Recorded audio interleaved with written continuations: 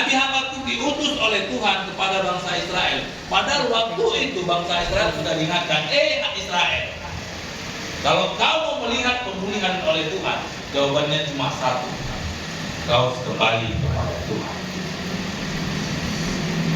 Kau kembali kepada Tuhan. Tuhan tak mau, Tuhan pengen kita diberkati oleh Dia. Tetapi yang jadi persoalan, kita seringkali tidak mau. Hosea pasal 6 berkata, marilah kepada marilah kita mengenal dengan sungguh-sungguh. Coba buka Bang Hosea pasal 6 ayat yang ketiga. Tuhan mau kita sungguh-sungguh kenal Dia. Waktu itu Habakuk susah kali dibilang di bangsa Israel, kau setia kembali kepada Tuhan kalau engkau mau diberkati Tuhan. Mungkin di dalam proses kesediaan itu banyak halangan yang kita hadapi. Sakit kali dalam proses itu Bapak Ibu. Tapi justru di dalam proseslah orang bisa menjadi dewasa. Justru di dalam proseslah orang bisa menjadi kuat. Kalau nggak ada masalah, nggak ada orang jadi kuat. Kalau nggak ada masalah, bagaimana kita bisa menghadapi masalah yang lain? Jadi justru kalau ada masalah, bersukacitalah. Jika kita menghadapi masalah yang lain, kita bisa menang. Coba buka Hosea pasal 6 ayat yang ketiga. Apa dikatakan? Hosea pasal 6 ayat 3. Ya.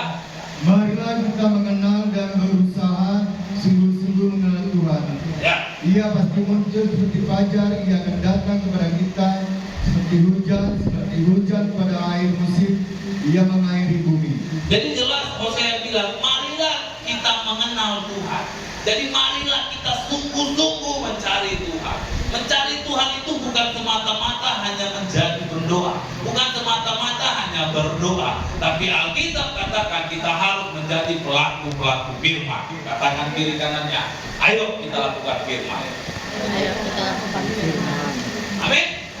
Kalau kita mau mengenal Tuhan, bagaimana kita bisa mengenal Tuhan kalau kita tidak melakukan firman?